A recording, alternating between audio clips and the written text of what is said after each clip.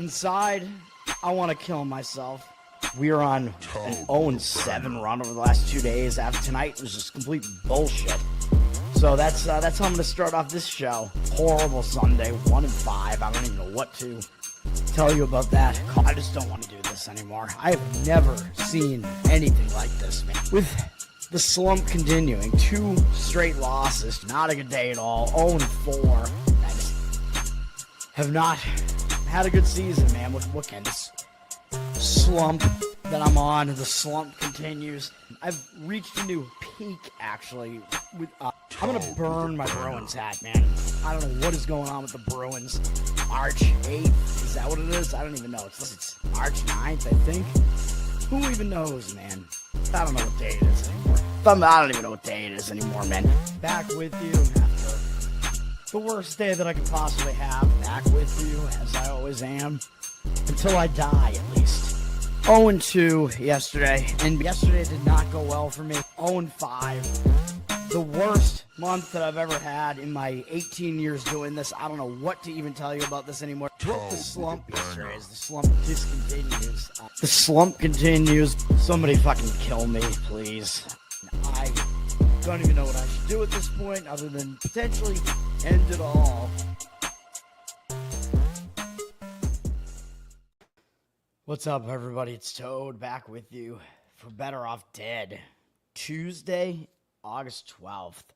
Yesterday on the show, 1-1. The original play that I gave out was a loser. The over in the Tigers-White Sox, not even close. It was a 2-1 final, although Detroit had 8 hits in the game and only scored 2 runs, so you could pretty much argue Detroit should have scored more runs in that game. The White Sox did not really do anything offensively, but we could have at least gotten close to it with Detroit scoring more than they did. But obviously, you kind of need both teams to do something if you're going to get the over to a hit. So that was a bad call by me. But then the play that I added during the show, that was almost going to be a play for me at the start of the show. Then I was like, yeah, let's make it a play. That was an easy win, actually. The under in Padres-Giants. It was a 4-1 final. The game was 1-1, I think, into the 7th inning. And then I believe San Diego scored 3 runs in one of those later innings, but no more runs scored after that. We have good bullpens there, so that was a hit. And we'll move on to today, where I have one play today in Major League Baseball. We do have 2 WNBA games today, so I guess we'll do the rundown here. I mean, you need some music behind this, man, right? I don't know. I feel like it's, I don't know. It feels a little bit empty without it. WNBA, I think we haven't had any dildos thrown for a few days now, so we'll see if it happens tonight. We have Dallas at Indiana, and Caitlin Clark originally was scheduled to maybe come back tonight, but that is still not happening, so we still have no Caitlin Clark here. Indiana still is going to be a big favorite here. Dallas, a struggling team here. Indiana just had a little bit of a loss streak after a big win streak, and then they broke the loss streak with a win over the terrible Chicago Sky without Angel Reese as well. Indiana just staying at home. I mean, it's a decent spot for them. They got a little bit of momentum after that win. Dallas on a big losing streak. They've lost 5 games in a row. I mean, they're not a good team. They are starting a road trip. They should be focused, even though it's not Caitlin Clark here. You would expect both teams probably show up in this game. Beckers is also listed as a game-time decision here for the Wings, so we will see if she indeed plays in this game or not. I'm leaning towards her playing, but the line is pretty high. It's up from 6.5 to 8, and at this point, I don't even know if that line is indicating that she's going to play or not. It's, very difficult to gauge this game. There was that line move on Indiana, though, so I guess take from all of that what you will. I mean, this is not a game I would be putting my money on. Scott, what's up, man? We're going to be gay with today. It's to gay. And then we have New York at LA, which is the original matchup, man. The OG, as I always point out. It's Rebecca Lobo and Lisa Leslie or whatever. Liberty are obviously the way better of these two teams right now, which is why they're the favorite on the road. But they are coming off not only losing a win streak, but they lost a pretty big game to Minnesota, as Minnesota has beaten them twice in a row now. Minnesota getting some revenge for last year's finals matchup, and it could be this year's final matchup as well. Liberty could be a little bit hungover from that. Now they have to travel actually cross-country after that. I believe they've had some days off here to travel, but they are having to go to the West Coast and play a late-night game, which isn't exactly the easiest spot. And even though the Liberty are now tied in first place in the East with Atlanta, so they are still battling for that. LA, I think, kind of needs this game more because they're on the verge of missing the playoffs, so they got to win, man. They're in this cluster here with them, Seattle, Golden State, all within a game of each other, and Vegas is only like 1.5 games above Golden State. So these teams are all in that mix there. LA does need to win. They're not traveling. They're staying at home. They are coming off a win over Seattle, but I don't think they get into like a letdown spot or anything like that, even though that was a big win, because the Liberty are the best team in the East. So when they come into your place, you're probably going to be focused there. I would have a slight lean to taking the points with LA in this one. New York is up from 3-4. It almost looks too easy to play the Liberty, the team with the better record. So those are my thoughts on those games. LA is pretty bad at home, though. They're not one of those teams that's like way better at home than on the road or whatever. They're actually below 500 at home, which isn't a great sign, but you only need them to come within a number and not actually win a game outright. So I guess do with that information what you will, man. Major League Baseball. See if we can get this done quickly, man. We have a full Major League Baseball slate after some teams were off yesterday, which does mean that we have some rested bullpens, including the first game up, which is a little bit earlier in the evening. I don't know why baseball does this now. They have 6:35, 6:40 Eastern, and not every game is right at 7:05. I don't know, man. Just very, very specific starting times now for all these games. Don't know why. This is Eastern time because I am on the East Coast. Seattle at Baltimore. Neither of these teams played yesterday, so we do have rested bullpens, although Seattle has the better bullpen. Seattle also has the better offense. They have more to play for as well because Seattle is in the playoff hunt right now, in the playoff mix. Baltimore's staying at home, though, so the travel spot may be a little bit better for Baltimore. Seattle having to travel cross-country, but a lot of times when you start a road trip with momentum like this, that momentum can continue, and you might still focus on that first game of the road trip. Seattle has won 7 games in a row, I believe is what that is. So Seattle is hot right now. George Kirby pitching for Seattle, pretty good pitcher, 4.04 ERA, 1.13 whip. He is worse on the road, though, away from the friendly confines of Seattle. 4.9, friends lie, man. Then you should cut them out as friends if they do that. Kirby, 4.96 ERA on the road, not quite as good. He's pitching pretty well recently, though. He's allowed only 4 earned runs combined across 3 straight starts, 18 innings pitched over those starts. His team has won 6 of his last 7 starts. They've actually won 9 of his last 10 starts, I think is what that is. No, 9 of his last 11, my apologies. So he's definitely pitching well. The team's doing well behind him. He hasn't allowed more than 4 earned runs in any start going all the way back to May. Pretty high strikeout rate, 9 strikeouts in 2 of his last 3 outings as well. So yeah, he's pitching well right now. Up against Baltimore's not a particularly threatening offense. He has decent numbers against them as well. In 61 at-bats, 15 Ks, no walks, 262 average, 689 OPS, only 1 extra base hit.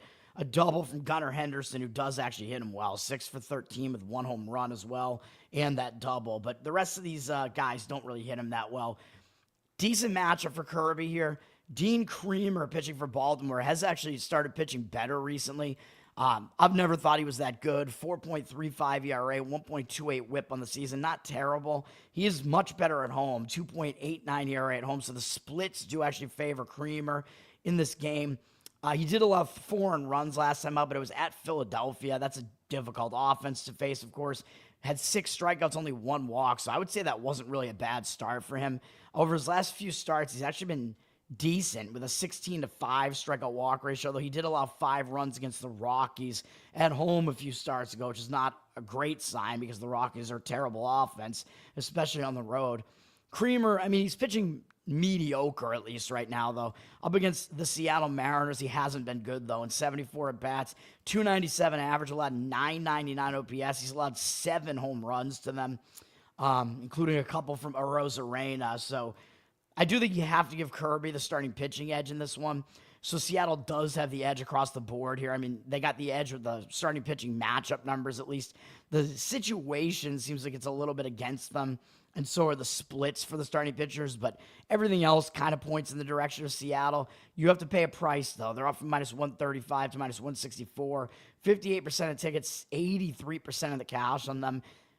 given what this matchup looks like and whatever, I don't think that it's worth it laying that much of a price with Seattle on the road there. So I would kind of hesitate on that. And money's coming in on the under as well. 53% of tickets, 92% of the cash on the under, with the total dropping from 9 juice to the over to 9. If you do like that, I mean, there are some indicators that may tell you that both starting pitchers might do okay, but then you got to deal with Baltimore's bullpen not being very good, although they are rested. So a situation with 2 rested bullpens, that is helpful to an under, but I don't think I would want to risk it in this game with too many factors that might throw a wrench into that under. Miami at Cleveland. I believe these two teams are also off yesterday. Cleveland is returning home from a road trip where they went to New York to face the Mets and the White Sox, and they actually had won 5 games in a row, and then they lost the last game against the White Sox, which could hang them over a little bit. When you're on a win streak and you lose that win streak, man, sometimes it hangs you over. And Miami, potentially not a team they're really going to pay a whole lot of attention to on the return home spot. And as I always say, the return home spot, also a bit of a distraction typically because you got to get back to family life, whatever. Cleveland, I still think, is not really as good as this recent hot streak has made them look either. They don't have a very good offense. They have the worst of these two offenses. Cleveland does have the bullpen edge in this game, although I don't think it's that significant. But the situation doesn't look that great for them, even though they didn't go that far. It wasn't that long of a road trip, and the last part of the road trip was in Chicago, so it's not really a lot of travel there at the end of the road trip. Miami is coming in from Atlanta. They're on a slide right now. They actually had to play 5 games against Atlanta, and they lost 4 of the 5 because there was a makeup game added on to a 4-game series, I believe, in that one. They're traveling up from Atlanta, but they are already in travel mode. But Miami's starting to sputter a little bit, which I said I thought might happen because they're not as good as their record looks either. Neither of these teams are as good as their record makes them look. Jansen Junk is pitching for the Marlins. Decent numbers on the year. 3.97 ERA, 1.12 whip. He is better on the road as well. 3.47 ERA on the road. Last couple of starts, I mean, he just doesn't get a lot of strikeouts. He had 6 strikeouts, 3 walks in 10 innings, 2 5-inning appearances against some pretty good offenses. He's faced 3 pretty good offenses in a row: Milwaukee, Yankees, Houston. Yankees hit him.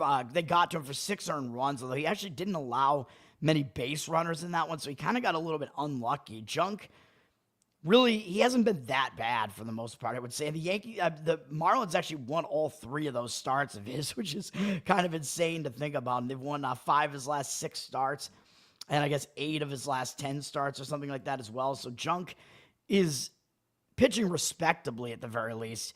Up against Cleveland, who is a step down offensively. They actually have never seen him before either. So Junk might actually do okay in this game against a fairly weak Cleveland lineup. He's going up against Logan Allen for Cleveland. 3.96 ERA, 1.37 whip. His whip is definitely too high. He's slightly worse at home with a 4.06 home ERA. Last couple of starts, he only allowed 3 earned runs over 12 innings combined.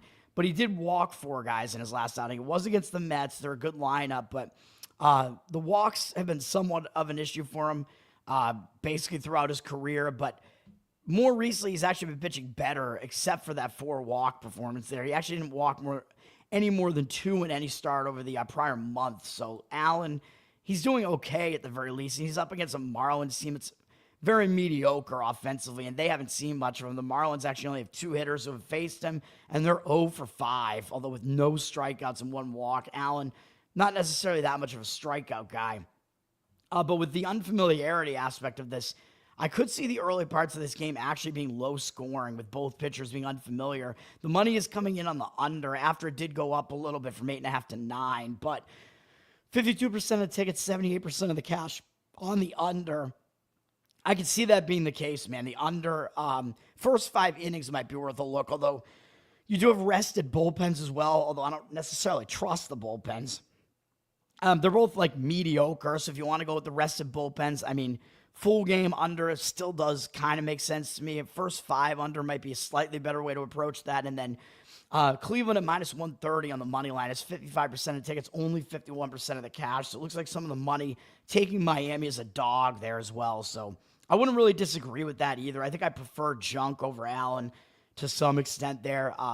Could also go first 5 innings there if you don't want to deal with the fact that I think Cleveland's bullpen is probably somewhat better than Miami's.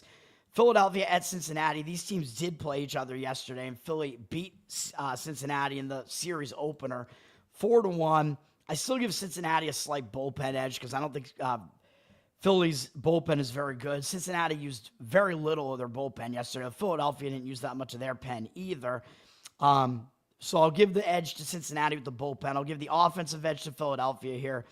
Ronier Suarez pitching for the Phillies here. Generally, I would say he is the better of the two pitchers.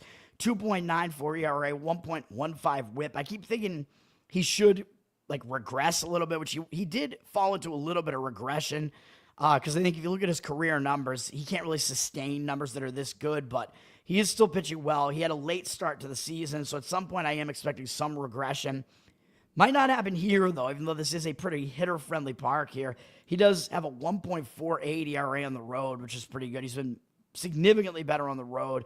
He hasn't walked anybody over 2 starts this month, although he allowed a lot of runs. In 13 1/3, he had 8 strikeouts, which is a fairly low strikeout rate, really. 8 earned runs. No walks, though, so his command was okay, but he definitely got hit for some power.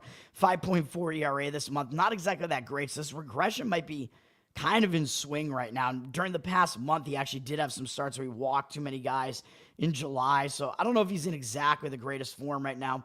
Last out, he did allow 5 earned runs against Baltimore, which is not a great sign because they're not a good offense. Up against Cincinnati, he does have really good numbers, though. In 55 at-bats, he only have 1 extra base hit off him, a double from Hayes. 14-9 strikeout walk ratio isn't that good. Obviously, that's too many walks, but he has held him to a 182 average. 497 OPS, so Cincinnati has really not hit him hard at all. Brady Singer is pitching for the Reds. Definitely not having a great season here, man. 4.53 ERA, 1.35 whip in his first season with Cincinnati, coming over from Kansas City, but it hasn't been the fact that you would think that it would be because Kansas City has a pitcher-friendly ballpark and the Reds don't, so you would think that would be why his numbers got way worse this year, but that's not the case. He's actually been good at home, 3.36 ERA at home. Last outing was on the road at Pittsburgh, and it was pretty bad. And I think I had an under. Or no, I think I had the Reds in that game, if I'm not mistaken. And that was just a total shit show. He walked 4 guys in the game, only struck out 2, didn't even last 4 innings, allowed 4 earned runs, 6 hits allowed. That was a bad start against probably the worst lineup in all of baseball, so that's not a good sign for Singer. The prior 2 starts, he had an 18-2 strikeout walk ratio and only allowed 1 run combined, though. So I don't know what's going on with Singer, if that Pittsburgh start was just a blip or if that's a really bad sign. His numbers against Philadelphia are certainly not a good sign. 52 at-bats, they have hit him well, even though his strikeout walk ratio is better than Suarez is in this matchup, 15-4, but 327 average and 990 OPS allowed to Phillies. That's not great. I mean, all that being said, I think you probably have to give Philly a little bit of an edge here. They're up from minus 145 to minus 147, 74% of tickets, 84% of the cash coming in on them. So the money is coming in on the Philadelphia side. It looks like it might be public and professional money all on the Philadelphia side, which is a little bit dangerous, especially when it's a road favorite. I don't love those teams, although sometimes I will recommend a play on them. Won't do it here. I don't like the Philadelphia bullpen. I don't like how it sets up well enough to do it, but that's what we're looking at there. And 78% of tickets, only 71% of the cash on the over. Total's gone from 9 juice to the under to 9 juice to the over. I don't know that I would really want to play an over here either, although both these offenses certainly could get the over done. I could potentially see both starting pitchers not doing great in this game, so it's definitely a difficult game to predict, man. Minnesota at the Yankees. The Yankees did win yesterday, unfortunately, because they had been playing pretty poorly. They won 6-2 yesterday. Yankees bullpen, even though it's not good, I give them a bullpen edge over Minnesota. Minnesota's bullpen is not good. Actually worse than the Yankees bullpen is. Yankees only use 2 relief pitchers. Both teams actually only used 2 relief pitchers yesterday. Yankees have the better offense. They have the better bullpen. And Minnesota has not even decided on a starter yet, so we don't even know what Minnesota's going to do here unless it's listed here now, which nope, it is not. It's still undecided. Yankees are going with Carlos Rodon, who does have good numbers on the season, 3.35 ERA, 1.1 whip, a little bit better at home as well, 3 ERA at home, but recently he has not been good. 3 of his last 4 starts, he's walked 4 or more. That's bad. He hasn't gone more than 5 1/3 in any of those starts. So basically, he's been bad since the All-Star break. It has not been good for him. And he had some bad starts prior to the All-Star game as well. So he's definitely not in good form right now, man. Giving up 6 earned runs in 9 2/3 across his last 2 starts, 9 walks with 12 strikeouts. The strikeouts were good, but bad numbers otherwise, man. Against Texas and Miami, those are not good offenses really either. So Rodon is not in good form right now, though he does have pretty good numbers against the Twins and 35 at-bats. 18-3 strikeout walk ratio, 229 batting average allowed, and 689 OPS. So Rodon, he has the matchup here that could help him bounce back here, but he's in such bad form. I really don't love it. Yankees are going to be a big favorite here. ESPN looking like they're going to have them at like more than -200 on the money line here. Minnesota could be going with like some crap bullpen game here, and their bullpen is so bad. Rodon, not really in good form, so I definitely could see arguments for an over in this game. Might be the way that I would look, or if you want to go Yankee team total over, might also be a way to look in that game. Those would probably be the ways that I would attack it. As you can see in the title here, Cubs-Toronto is going to be a game I'm going to give out a play on. It actually happens to be a pretty big game, and I just happen to like the game, so I will give that out at the end of the show. In the best bet segment, Atlanta at the Mets. Normally, this would be a big series, but Atlanta is they're just a dead team, man, and the Mets are going to have the motivation here because they're the team that has something to play for here. Whereas I should also point out the Yankees obviously have something to play for, and Minnesota does not. Philadelphia and Cincinnati both have something to play for. Cleveland probably has more to play for than Miami. I should go back to talk about the motivation there because Cleveland actually not eliminated from playoff contention. Neither is Cincinnati. Philadelphia playing for playoff seeding. Yankees playing for playoffs as well. Minnesota is out of it. And Atlanta, New York now. The Mets are obviously playing for playoff positioning as well. Atlanta is definitely out of it. But the Mets have been on a bad slide, man. They've lost 7 games in a row now, and they've lost whatever that is, 11 of 12. Mets are not playing good baseball right now. They had a big lead in their last game against Milwaukee and couldn't hold it, lost that game as well. They're returning home from a road trip, which was only a road trip to Milwaukee. Still, when you return home from a road trip, maybe you get a little bit distracted. Usually you wouldn't be distracted when it's a divisional foe like this, like Atlanta, but the Mets might not take Atlanta that seriously. Atlanta actually has some momentum right now. They actually just took 4 out of 5 from Miami, including winning the last 3. Going out on the road to face the Mets. Atlanta might want a piece of the Mets, man, because Atlanta knows they have a chance to spoil the Mets season a little bit here. Atlanta probably will show up, and they have the momentum here. When you leave home with momentum, you go out on the road. A lot of times that is a focus spot. So I think the situation is better for the Braves here. Neither team played yesterday, right? Yeah, I don't think so. Right, so both bullpens are rested here. As far as which bullpen is better, Atlanta's actually 5th in bullpen whip, but their bullpen ERA is way worse. The Mets bullpen has kind of fallen down. They're 17th in whip, but their bullpen ERA is better than Atlanta. So it's like pick your poison. Like which of those bullpens do you actually think is better? Difficult to gauge at this point, man. The bullpen situation actually kind of a wash between these two teams. I'll give the Mets the offensive edge, obviously. But starting pitching, on the surface, I prefer Strider over Holmes. Spencer Strider for the Braves. His numbers don't look that good, though. 4.04 ERA, 1.3 whip. He's been worse on the road, too. 4.42 ERA.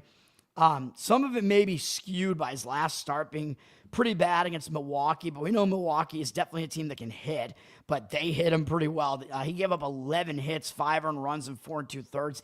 Did have a pretty good 6-to-1 strikeout walk ratio, but he got hit hard, man. But prior to that, Strider was actually pitching really well for the most part, even though he was still walking too many guys. He gave up 3 or 4 earned runs in every start going all the way back to the beginning of June. So he was pitching pretty well with a high strikeout rate. Just his walk rate was too high. But that's basically what you get out of Strider. Up against the Mets in his career, Strider has been mediocre in 129 at-bats, so they are familiar with him. 41 strikeouts, 18 walks. Again, too many walks, but kind of par for the course with Strider. 264 average allowed, 796 OPS, because they do have some extra base hits against him. They got some home runs off him. Nimmo is 9 for 22 with a couple home runs and 3 walks off him. So again, player props, I always recommend hits plus runs plus RBI. So if you want to do that, you could look towards him. So Strider only has mediocre numbers there against the Mets. Clay Holmes is pitching for the Mets. He's got the better ERA, although I don't really trust Clay Holmes necessarily either. Depends on the spot, man. 3.46 ERA, 1.3 whip, though. He's one of those guys who keeps his ERA surprisingly low, even though his whip indicates that his ERA should be higher than it is. He's been pretty much the same home and away. It doesn't really matter. Last start was pretty good against Cleveland. 2 earned runs allowed in 5 innings, 6 strikeouts, 1 walk. He's been a little bit shaky, though, over the past month or so. In July, he had a 4.91 ERA and 16-11 strikeout walk ratio, which was not very good. And he had a bunch of walks in his last 2 starts in June as well. And it happened that both of those starts were against Atlanta. So he actually didn't pitch well against Atlanta at all, with, I believe, 10 walks and 9 2/3 innings in those outings. That's not good. Holmes up against Atlanta. His numbers are okay in 35 at-bats, despite those 2 starts not being good. 9 walks to 7 strikeouts, that's certainly not good. But he has held to a 229 average somehow, and a 758 OPS, a little bit high. I could see this game potentially actually going over. It looks like both of these starting pitchers should be good. We have 61% of tickets, 82% of the cash on the under, but I would not want to do that. I think it might be a little bit of a misleading starting pitching matchup here. The total did go up a little bit from 8 to 8.5, even though it looks like the money is now coming in on the under. I could see first 5 over, especially because if you don't want to factor in the bullpens, because the bullpens are at least rested here. Starting pitching could potentially give it up here. The money's coming in on the Mets as well, off from minus 130 to minus 137. 56% tickets, 75% of the cash coming in on the Mets. If you do that, I would include the full game here because you want their offense to be able to get all their at-bats. You probably want the slight bullpen edge that they might have, I guess, because I do think Atlanta still has the better of the 2 starters, in my opinion. I think Strider has the better stuff, but that might just be me being old school. So that's a difficult game to gauge. Detroit at the White Sox, probably pretty difficult to gauge as well. Of course, Detroit got the win yesterday 2-1. Detroit used 3 relief pitchers, but they still have the bullpen edge. I mean, Chicago basically went with a bullpen game yesterday. They used 5 relief pitchers, and they have the worst of the 2 bullpens anyway. And they haven't decided on a starting pitcher today either, so the White Sox might be going with another bullpen game, which really could be a disaster for the White Sox here. Doesn't look good for the White Sox. Jack Flaherty will be pitching for Detroit. Of course, Detroit does at least have a little bit more to play for because they are battling for playoff contention here. At least, although the White Sox, you could argue, will show up because they just, I mean, it's a big divisional matchup for them at home, so they probably want to show up for their fans at the very least. So I don't think either team is really necessarily going to not show up for these games. Although you could argue Detroit will take Chicago a little bit lightly, too. So situationally, I don't think there's a huge edge one way or the other. Jack Flaherty is pitching for Detroit here. Not good numbers on the season. 4.56 ERA, 1.28 whip. He's been quite bad on the road. 5.69 road ERA. His last start was pretty ugly against a pretty weak Minnesota lineup. He gave up 5 earned runs in 4 2/3. Not a good sign. He had pitched pretty well in the prior couple of starts, going 6 innings in each, allowing 1 total run over those prior 2 starts. And against Philly and Toronto, those are decent offenses too. So he was in a good stretch, but now he might kind of be sliding again. So it's difficult to gauge what we're going to get from Flaherty here. His numbers are good against the White Sox, though. It's a very bad White Sox lineup. Obviously, Detroit has the better offense here. Flaherty in 49 at-bats, 14-2 strikeout walk ratio against the White Sox, 163 average and 421 OPS. So I do think Flaherty does at least match up well here. You're going to be looking at Detroit being a big favorite in this game, though. So, I mean, I'd probably leave the game alone. I mean, if you want to go Detroit run line on this game, I guess I could see an argument for it, but you're definitely paying a bit of a price for Detroit there. Pittsburgh at Milwaukee. Milwaukee, even though I thought they were in a little bit of a letdown spot, they continued their hot streak, man. They've won a bunch of games in a row now. How many games have they won in a row now? 10, maybe 11, whatever this is. It probably says here. Looks like it might be 10. I don't know what it is. It could be 11. Whatever it is, they beat Pittsburgh yesterday 7-1, which I thought Pittsburgh might show up in that game a little bit because Pittsburgh probably at the very least they want to try to show up against the best team in their division, right? So Pittsburgh kind of playing for a little bit of pride a little bit there and, going up against a team that actually will draw their focus. Milwaukee, At this point, Milwaukee probably has the slightly better bullpen over Pittsburgh, and they were pretty rested yesterday. Pittsburgh didn't use that much of their bullpen either, but I'm going to give Milwaukee a slight bullpen edge here. Milwaukee has the better offense pretty significantly. We know that. Pittsburgh probably has the better of these two starters on the mound, though, so it's not all in favor of Milwaukee in this one.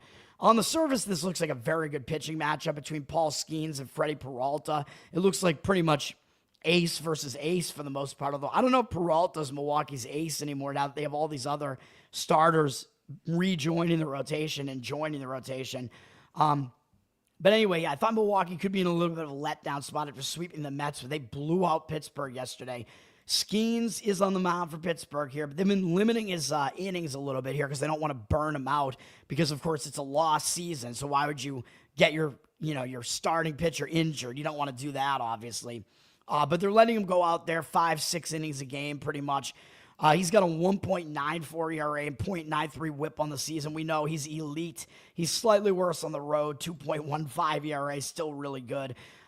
Last two starts, 16 strikeouts and 2 walks in 11 innings. Skeens is still skeensing, and all 4 runs he allowed. Over his last 5 starts, he's allowed 4 runs, and they were all in a single game at Coors Field. So his last 3 starts, because one was an all-star game performance, but he actually had 2 shutout starts prior to the last start before the all-star game too. So 5 of his last 7 starts have actually been shutouts, which is just crazy, man. I mean, we get it. He's dominant. We know this. He's facing a really good Milwaukee lineup, but he's been really good against them too. In 46 at-bats, 5 hits, no extra base hits, 18 strikeouts, 2 walks, 109 batting average allowed, 272 OPS. Skeens has done well against Milwaukee. So I might give him the matchup edge here because Freddie Peralta, as good as he is, 3.03 ERA, 1.14 whip. That's good stuff. He's actually really good at home, too. 2.13 ERA. He's a little bit iffier than Paul Skeens, though. I mean, we know Paul Skeens is one of the absolute best pitchers in baseball. Freddie Peralta, over his last couple of starts, hasn't exactly been that great, really. He's walked 3 or more on 3 of his last 4 starts. Last 2 starts, he walked 3 or more. He failed to make it 5 innings against the Cubs, allowing 5 earned runs in that one and 4 walks. Last start against Atlanta, he walked 3, although he held them to 1 earned run in 5 innings, which is pretty good. 7 strikeouts is pretty good. But last 2 starts, a 10-7 strikeout walk ratio. It's looking a little bit questionable for Peralta, even though he was on a nice run for a while where, even still, Milwaukee's won 8 of his last 10 starts or something like that. But last couple of starts have been a little bit worse. And against Pittsburgh, his numbers are actually not totally dominant. In 128 at-bats, he has a 43-13 strikeout walk ratio. 258 average is pretty low, but 779 OPS getting slightly higher because he has allowed 5 home runs to 5 different hitters against Pittsburgh. As bad as Pittsburgh's lineup is, Peralta's done pretty well against them. So the money is coming in on Pittsburgh. I agree with that, but if you want to go with Pittsburgh, I'd probably limit it to just when Skeens is in there. So I'd probably go first 5 innings, where I think Pittsburgh has the biggest edge. Milwaukee down from -130 to -127, 72% of tickets, 65% of the cash on them. So the money is fading Milwaukee here. And yes, I agree with it in the first 5 innings at the very least. Money is also coming in on the under, flipping it to 7. So heavily juiced to the under that we're now looking at a 6.5. And you know me, I'm never going to recommend an under 6.5, man. 68% of tickets, 75% of the cash coming in on the under. I don't really dislike either of these bullpens, really, so I don't mind keeping the bullpens in the equation for an under, but I don't love it, man, with this price being so low here. Freddie Peralta, I think, is a little bit questionable here as far as what he might do in this game. I might go under Milwaukee's team total, actually, which I know that seems really dangerous. But they're going to have the higher team total of the 2 teams because they are the favorite, and they're up against Paul Skeens. Or you could do, look to a different market completely and do Paul Skeens, whatever his earned run total is that he's going to allow while he's in the game, go under that, which probably means he's going to have to hold Milwaukee to 1 or fewer earned runs. And I know that's really, really dangerous because basically a single hit when there's anybody on base could completely end your bet. But that might be a way to look at this game. Skeens, whatever the earned run line is on him, allowing fewer earned runs, and then at least unearned runs won't count against you either in that situation. Washington at Kansas City. These 2 teams did play yesterday. Milwaukee, Pittsburgh. Oh, also played yesterday, right? I did mention that, yeah. So Kansas City, Washington also played yesterday. Kansas City won 7-4, which I thought that was a decent situation for Washington, man. Washington, I told you first 5 innings was the way to go in Washington, and that did actually pan out. Washington had the lead in the first 5, and then their bullpen blew the game. So that was exactly correct. My way of approaching that game yesterday. Kansas City, they have the better bullpen here. Washington has the better offense, and they're actually a somewhat decent offense on the road. Kansas City used 4 relief pitchers yesterday. Washington also used 4. Got to give the bullpen edge to KC. Washington's bullpen is bad. Kansas City also has the better starter on the mound today. Mitchell Parker for Washington. He's not good. 5.43 ERA, 1.48 whip, 6.1 ERA on the road. He's been bad on the road. This month in 2 starts, he has a 12 ERA and 7-4 strikeout walk ratio. So he is in bad form, even though I know it was against Milwaukee and the A's. Those are way better lineups than the Royals. His numbers against the Royals are okay, and 14 at-bats. It's a small sample size. He hasn't allowed any extra base hits. 4-3 strikeout walk ratio, not great. 286 batting average, not great, but 697 OPS. So Parker does at least do okay against Kansas City. They might be able to be a little bit of a reprieve for him because they're a really bad offense, but I don't trust Parker at all, man. He's going up against Michael Walker, who is having a good season for the Royals. 3.36 ERA, 1.15 whip. He's been really good at home, 2.63 ERA at home. His team has won 3 starts in a row, and he's actually not allowed more than 2 earned runs in 5 starts in a row. This month, he hasn't walked anybody, so he has not been a walker. He's not really a strikeout guy, but sometimes he walks too many guys, but over the course of 2 starts this month, 14 innings, only allowing 3 earned runs, 8 hits, no walks, 8 strikeouts. So he's in good form right now, man. And those starts are against Toronto and Boston, both on the road, so not easy assignments for him, and he still did well. His numbers against Washington are a little bit all over the place, in 46 at-bats, 8-4 strikeout walk ratio, 261 batting average allowed, but 798 OPS allowed. So the OPS is a little bit high because he has allowed 3 home runs, although 2 of them are Josh Bell, who is a good power hitter for Washington there. So what are we looking at here as far as the market is concerned? Because you think, well, if Kansas City has the pitching edge across the board, you probably want to look that way, right? Maybe, but the price is really high. They're up from -155 to -185 now. 79% of tickets, 93% of the cash coming in on them. So the money looks like it is coming in at Kansas City, but man, that is an expensive price. Kansas City, an expensive hooker there, man. You could play them if you want to, but I don't know. And then the money's coming in on the under, too. It's gone up from 8.5 to 9, but I see 58% of tickets on the over, 91% of the cash on the under. Any game with Mitchell Parker pitching, and with Washington's bullpen, I'm not really going to be interested in playing it under in a game like that. So, yeah, no thank you on that one. If you want to look for Kansas City to go over whatever their team total is, you could look that way, although Parker, his numbers in the matchup don't look that bad against Kansas City, so I might scratch that as well. It's a difficult game, man, because if you want to lay like a run line with Kansas City, you have to hope that their really bad offense will actually be able to score extra runs to get you over the hump there. Not great, so we'll see what happens in that game. Colorado at St. Louis. St. Louis has won a couple games in a row, 4 out of the last 5, actually. They took the first game of the series yesterday, although it was 3-2. St. Louis does have a bullpen edge in this series. They only used 1 relief pitcher yesterday. Colorado used 3, so we're looking at a bullpen edge. We're looking at an offensive edge for St. Louis. We get it, and their starting pitcher is probably the better of the 2 as well. Kyle Freeland pitching for the Rockies, not good numbers, 5.53 ERA, 1.52 whip, not good. He's been better away from Coors Field, though, 4.75 road ERA, so his numbers are better on the road. Last outing was pretty bad, although it was in Coors Field. He gave up 6 earned runs in that series where Colorado got absolutely rocked. The Rockies got rocked by the Blue Jays. He hasn't really been pitching that well, though. He failed to go 5 innings over the last 2 starts. He's not really in great form right now. I don't know if he's ever really necessarily in great form. Against St. Louis, his numbers are weird, I would say. In 39 at-bats, 11-5 strikeout walk ratio, not very good, although 3 of the walks are Contreras, who also doesn't even have a hit against him. 256 batting average is pretty low, but he's allowed a 905 OPS. Excuse me, a bunch of extra base hits, a couple of home runs in there. That's not great. He's up against Matthew Liberatore, who has been okay for for the Cardinals, okay. 3.98 ERA, 1.29 whip is a little bit high. He's been worse at home, 4.39 ERA at home. Failed to go 5 innings in 4 straight starts now, so that does worry me, man. The Liberatore is not in great form right now. He actually has more walks than strikeouts over that span, too. 9 strikeouts and 10 walks. Not a good sign. Actually, that's including his start against the Cubs, where he did go 5 innings. My apologies, but still, it's a bad strikeout-walk ratio.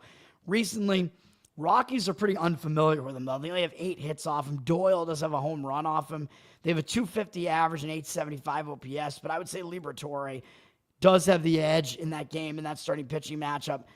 It doesn't look necessarily that great for him. St. Louis is down from minus 195 to minus 180, though. 77% of tickets on them, only 75% of the cash. So the money is actually taking a shot with Colorado. I don't think I would dare do that. I actually think an over might be the way to look here, but the total's gone down from 8.5 to 8.5, juice to the under.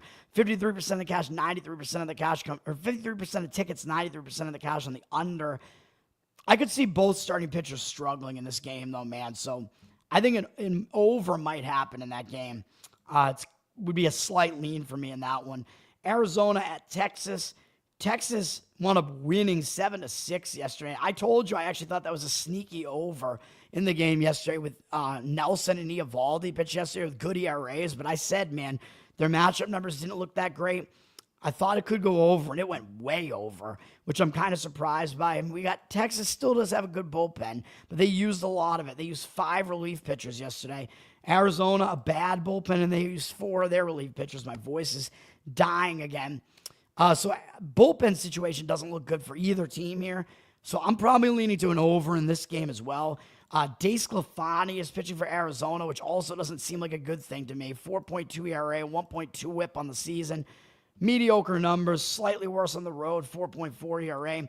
But he's basically a converted relief pitcher, so you're probably not going to get that many innings out of him. He did go more than 4 innings in his last outing. He didn't allow any runs against San Diego. Didn't walk anybody either, so he did okay there.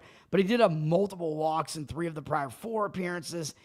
He's just not going deep into games, man. So if he's the starter, you're probably going to get a lot of Arizona's bullpen in this game, which you don't want.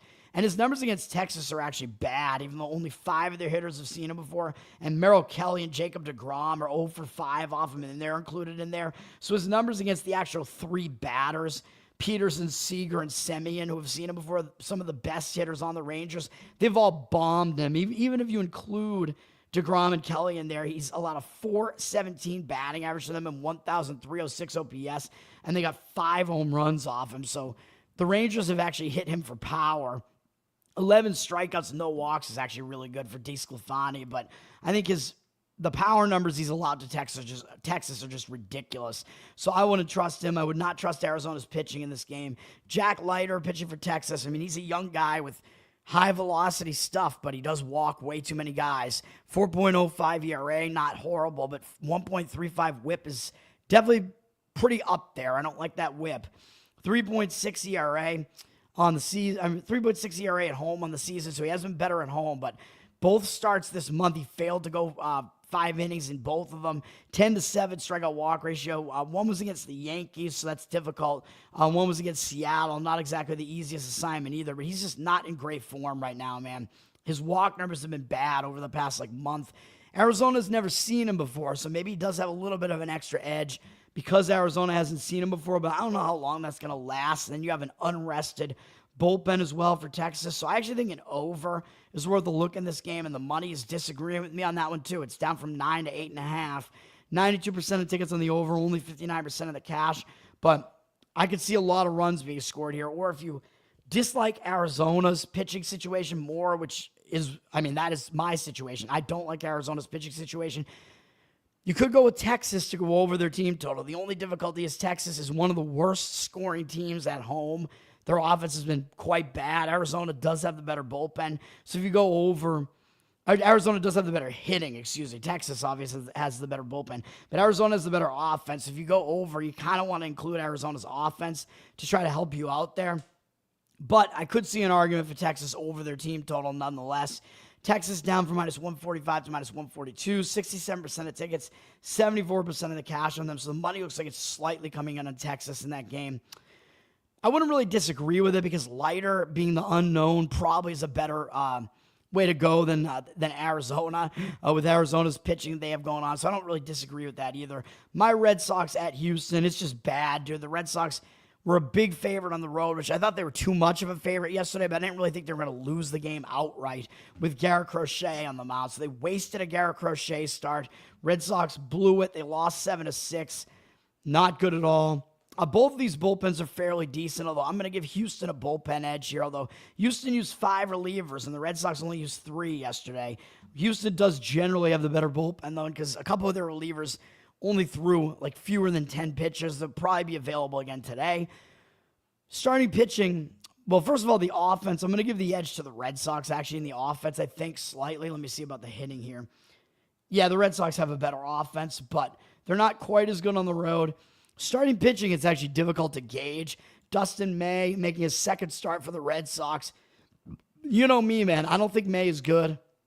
I don't think he's ever going to return to what he was before his injury or whatever the case was. I don't like it. This year, not good numbers. 4.93 ERA, 1.37 whip, not good. He's been terrible on the road. 7.09 ERA on the road. Not looking good. In his first start with the Red Sox at home in Fenway, where I don't think he pitches well in Fenway. He actually made 2 starts in a row in Fenway and actually gave up 7 runs in 8 2/3 innings. Not good. And what's really bad is, and one of them was against the Red Sox, though, but what's really bad is his last start. He didn't even make it 4 innings. He'll have 3 earned runs on 6 hits to the Kansas City Royals. That is bad. A bad offense. It's not looking good for May. He's not in very good form right now. Did have a 4-1 strikeout walk ratio in that game, which was fine, but I'm not liking it. His numbers are mediocre against Houston at 26 at-bats, 269 batting average allowed, 745 OPS, 7-2 strikeout walk ratio is pretty good, but he may not be totally trustworthy against Houston. Houston has Spencer Arrighetti pitching, and he's missed almost the entire season with an injury. He's a young guy, definitely has talent if you look at what he's done in the past. His numbers weren't great last year, but I mean, that was his rookie season. He showed glimpses of being fairly good. He had a really high strikeout rate, but his whip was really high last year, 1.41. ERA was 4.53, just because, again, he allowed way too many walks. He had well over 1 strikeout an inning, but his walk rate was way too high. This year, he struggled, 7.43 ERA, 1.58 whip, but again, he's only made 1 start since he came back from injury, so he hadn't pitched since April. But that 1 start was bad.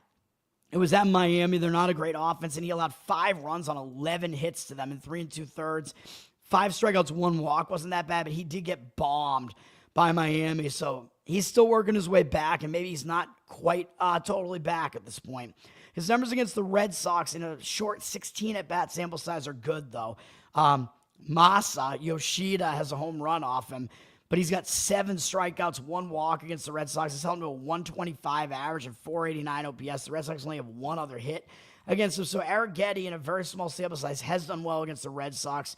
I would have a slight lean to Houston in this game. The money line dropped on them from -125 to -108, so you're getting a cheaper price on Houston. 74% of tickets, 72% of the cash on the Red Sox. So the Red Sox are public in this game, and you know, the public road underdogs don't work out. They don't tend to work out as much as it works out going against them. So, you know, I don't like those public road underdogs, man. That's a problem. So, yeah, I would lean to Houston in that game, either first 5 or full game. Dodgers at Anaheim. One thing I forgot to mention about this series that Anaheim actually swept the Dodgers at LA earlier in the season, which I totally forgot about. And the Dodgers are still looking for some revenge here, as Anaheim took yesterday's game too, even though it looked like it was a totally lopsided matchup for the Dodgers yesterday with Yamamoto on the mound. Didn't even matter. Nito hit 2 home runs, I guess, and the Angels won the game 7-4, just crazy. So Andrew probably celebrating out there. So the Dodgers are now, I believe, 0-4 against Anaheim this year, which is crazy. The Dodgers, for that reason, I think are going to be taking Anaheim seriously here. I thought the situation was better for the Dodgers yesterday, though. I thought, you know, that they would have the better matchup angle, the better pitching matchup. I mean, so be that as it may, Anaheim won, even though it was also a return home spot for Anaheim. They won 7-4. I will give the Dodgers the bullpen edge today, even though the Dodgers don't have even though the Dodgers don't have a good bullpen. Anaheim's is worse. Anaheim got slightly more bullpen usage yesterday as well. So the Dodgers bullpen does have a slight edge. They're a slightly better bullpen.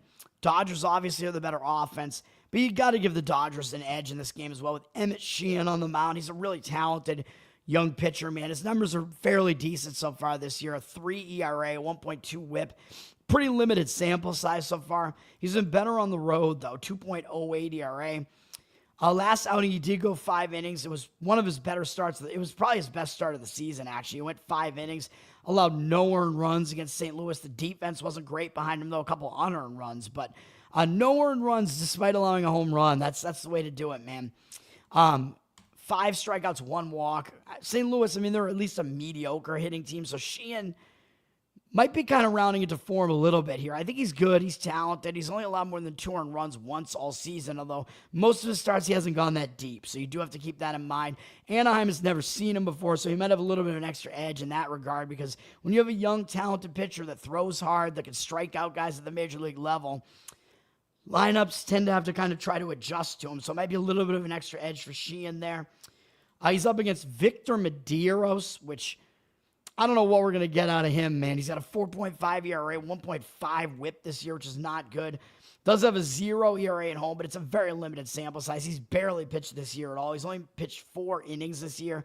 He's only made 2 appearances this entire season, 1 in April and 1 in July. Looks like he was down in the minors, and Anaheim basically just had to call him up, I guess, because maybe they don't have anybody else. And it looks like it's probably going to be a bullpen game because he hasn't gone more than 3 innings in either of his outings. So you're looking at an Anaheim bullpen game here, and their bullpen's not good. Medeiros, over his career, has not been good. In 9 appearances since 2023, all with Anaheim, all out of the bullpen. 8.76 ERA and 2.19 whip. That's a bad sign. I don't know if he's faced the Dodgers at all. We can see. No, so the Dodgers haven't seen him before. It doesn't really matter. Anaheim bullpen game. I think the Dodgers do have all the edges in this game, but you're paying a price. The Dodgers, where are they at? They're up from -160 to -181 now. It does look like the money is indeed coming in on the Dodgers here. 80% of tickets, 96% of the cash coming in on the line. Probably too much of a price. Total is shot up from 9.5 to 10 as well. 73% of tickets, 95% of the cash on the over. So the money coming in on the over. But the way that I would probably do it is Dodgers over their team total. Just go with the Dodgers to score runs against this Anaheim terrible bullpen setup they got going on there. What is not a terrible bullpen setup is San Diego and San Francisco. These bullpens are both good. These bullpens both didn't see a ton of usage yesterday. 3 relievers for each bullpen. San Francisco used a little bit less of their bullpen. San Francisco on a 3-game slide here, losing yesterday in the series opener 4-1. I gave out the under on that game. We got it done, man. As Yu Darvish, I think, actually was able to get us there and get us a pretty good start. I didn't look at the box score, but I assume he got us a good start yesterday. Might not have a good start from San Diego this time out, though, man, because they got Nestor Cortez on the mound. Cortez, 7.11 ERA, 1.58 whip this season. Not good at all. San Diego just picked him up, actually, because he was on Milwaukee. He was on the Yankees last year, and then he famously got absolutely wrecked in his opening start from Milwaukee by his former team. The Yankees gave up 5 home runs in 2 innings in that game, in addition to 5 walks, 6 hits, 8 earned runs. Unbelievably abysmal. But he bounced back with a good start against Cincinnati the next time out, and then he got injured. So he was looking like he was on the right track. 1 hit Cincinnati for 6 innings. Then he came back from injury months later in his most recent start 6 days ago. It was a tough assignment at Arizona. There's still a good offense. It's a good hitting park, but he didn't do well. He went 4 2/3, 3 strikeouts, 3 walks. Not a good sign. But you might say, well, he gets a little bit of a reprieve here, right? Because he's facing San Francisco. San Francisco has a bad offense, man.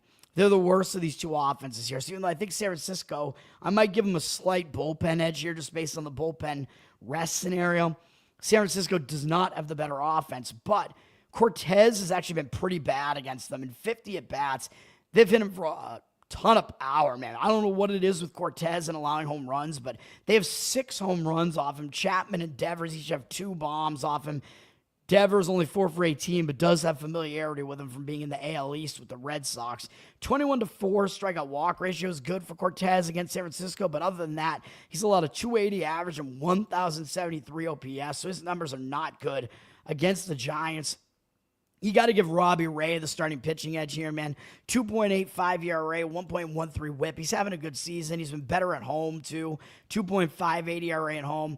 He's back in good form after he was a little bit shaky kind of around the All-Star break. I think maybe he got distracted by being named to the All-Star team. He's bounced back nicely this month with a 14-3 strikeout walk ratio, allowing 3 earned runs on 10 hits in 13 innings. Both starts on the road. One was against the Mets, who were a pretty difficult lineup to face. The other was against Pittsburgh, who suck, but still Ray, he's in pretty good form right now. And I think I did give out the under maybe in that game against Pittsburgh, if I remember correctly. I might be misremembering, but that did get there. His numbers are mediocre against San Diego and 72 at-bats. 19-14 strikeout walk ratio is worrisome. 5 home runs allowed is worrisome, although Machado has 3 of them in only 4 hits against him. So Machado and 6 of those walks. So really, it's like if you can pitch around Machado, he does better. Bogarts does have a home run and 3 walks off him as well, but the rest of this lineup doesn't do that well against him. Overall, they do have a 250 average against him, which is low, but an 872 OPS, which is a bit high, although I would lean to San Francisco in this game. I think they have the bullpen edge slightly, and I think they have a fairly significant starting pitching edge. So I would actually probably go first 5 innings San Francisco and just go with Ray to outpitch Cortez. That's probably the way that I would go in the game. But the money's coming in on San Diego. San Francisco's down from -130 to -111. 62% of tickets on them, but 68% of the cash coming in on San Diego. And this is a big series. I mean, both teams have reason to show up here in this game. Of course, Red Sox, Houston, both fighting for playoff positioning, so they have reason to show up. Texas, I should say, has a little bit extra motivation because they're fighting for playoff positioning. Arizona's out of it. Dodgers obviously playing for playoff positioning. Anaheim basically out of it, but Anaheim, both of those teams are going to show up because it's a big rivalry series. This is obviously a divisional rivalry series. San Diego, San Francisco, and both teams fighting for playoff positioning here, so they're both going to show up as well. This total has dropped to 7.5. From being juiced to the over. 78% of tickets, only 60% of the cash on the over. So the money's coming in on the under. I'm just not quite sure we can trust that with Cortez out there. I don't really know, man. So again, I still think, despite where the money's going, I still think San Francisco first 5 innings kind of makes sense. And then Tampa and the A's to finish it off. I did say I liked Tampa yesterday, which maybe I should have given it out as a play, as the A's returned home from a road trip to the East Coast. And, of course, it happened. The A's lost the game. The A's have been really bad in this home stadium in Sacramento. It's almost a home field disadvantage for the A's here. And it might be somewhat of an advantage to Tampa, as I pointed out yesterday, because Tampa plays in a similar temporary stadium, temporary home. Not a temporary stadium, but temporary home for them in Steinbrenner Field, which is a spring training stadium that is very hitter-friendly. So Tampa is at least very used to playing in a stadium like this. So Tampa Bay does have an edge in that regard. They also have the better bullpen. I mean, the A's have a terrible bullpen. A's had more bullpen usage yesterday as well, so Tampa has an edge in the bullpen as well. A's have the better offense, although they've actually been a bit better on the road. Tampa, it's tough to gauge which one of these pitchers you would actually want to go with, man. Shane Baz for Tampa actually has the worst season numbers out of these 2 pitchers, but he might actually be the better way to go in this game. 4.92 ERA, 1.34 whip doesn't look good, but away from Steinbrenner Field, he's been a lot better. 3.34 ERA on the road, although granted, he's pitching in another really difficult stadium to pitch in here. So if that's the reason why he's not good and giving up 13 of his 21 home runs at home this year, this stadium specifically might be bad for him on the road. Andrew, what's up, man? We'll see if we get a fifth, right? In the WNBA, we'll see. But yeah, overall, Baz has been better on the road. But again, it might be because most road stadiums are not like his home stadium, and this one kind of is. So we'll see what he does. Over the last month, it's been a real mixed bag for him, man. He's allowed 9 earned runs in 9 innings. He has a 9 ERA. So you would say he's not in very good form, but he had a ridiculous 17 strikeouts over that span, too, and 4 walks. Normally, I would say the 4 walks is really bad, too, in addition to 13 hits. Putting a ton of guys on base, that's awful, but the strikeout rate is ridiculously high, so Baz is all over the place, man, with good strikeout stuff, but getting hit really hard at the same time. really, and walking guys. It's just crazy. Boz is just a really, really frenetic pitcher, but he's been good against the A's in 38 at bats, 11-2 strikeout walk ratio. Langoliers does have a home run off him, but other than that, he's pretty much held them down. 184 batting average, 541 OPS. So Boz, even though the stadium is not very good, he might actually do somewhat well in this game. And I believe he did face the A's earlier this season, although it was in Tampa Bay. And he did well. He went 7 innings with 11 strikeouts, 1 walk, gave up 3 earned runs. Even though the A's won in extra innings, it was not Boz's fault. He's going up against Jacob Lopez, who's been all over the place, man. His numbers are fairly decent. 3.59 ERA, 1.25 whip. He's actually been better at home, which makes no sense. 3.13 ERA in this bad home stadium, but I guess he's used to fooling hitters. And he seems to be back in form again, man. After he hit like a rut and fell out of form. Lopez is not a guy with a hard fastball, man. Even though he racks up a decent amount of strikeouts, he does it with like weird off-speed stuff, keeping hitters off balance. But in his last 3 starts, even though one of them didn't last 5 innings, he hasn't allowed any runs over that span in whatever that is. It's 18 innings pitched. Is that what it is? 17 innings pitched, whatever the hell it is. So that's a decent sign, and with 6 walks and 19 strikeouts over his last 2 starts, 15-2 strikeout walk ratio. So he is pitching fairly well. 2 of those starts are against Houston and Arizona, and then the best one was against Washington. Not as good of an offense, but still, Lopez looks like he's kind of back in form again here, man. Up against Tampa Bay, his numbers are not good, but it's a very small 10 at-bat sample size. Has a lot of home run to Caminero. 300 batting average, 964 OPS, 1-1 strikeout walk ratio.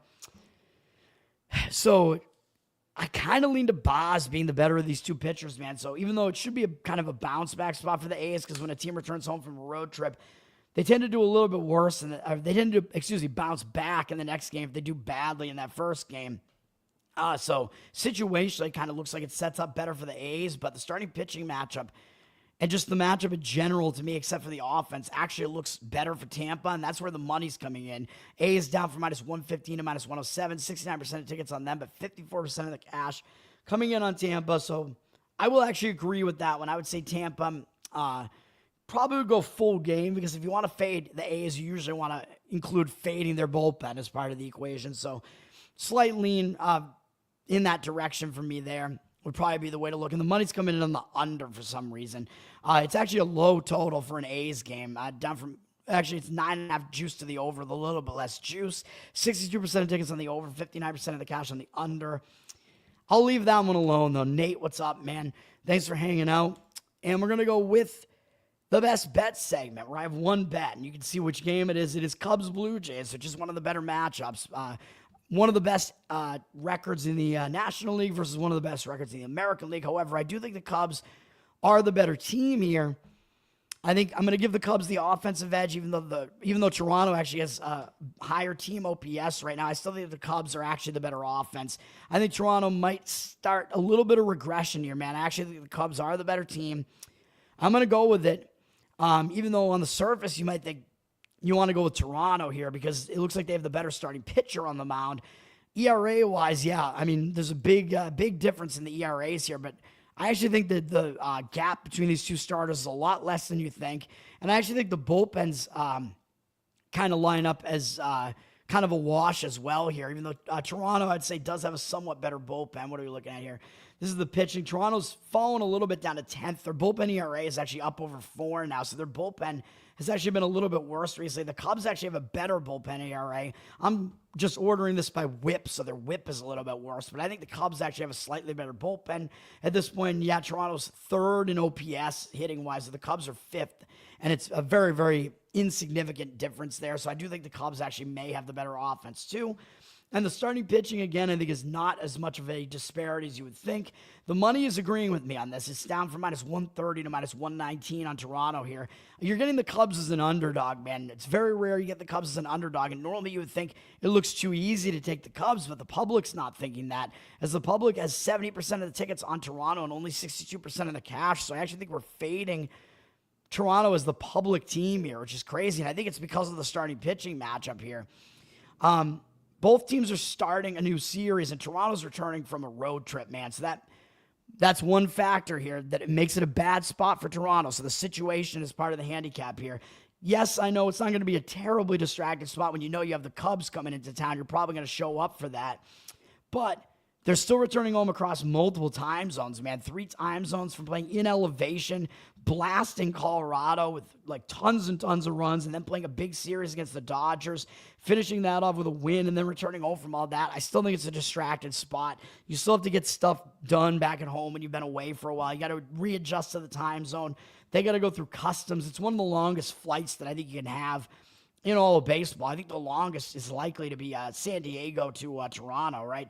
So LA to Toronto is nearly as bad as that. So travel spot not good for Toronto.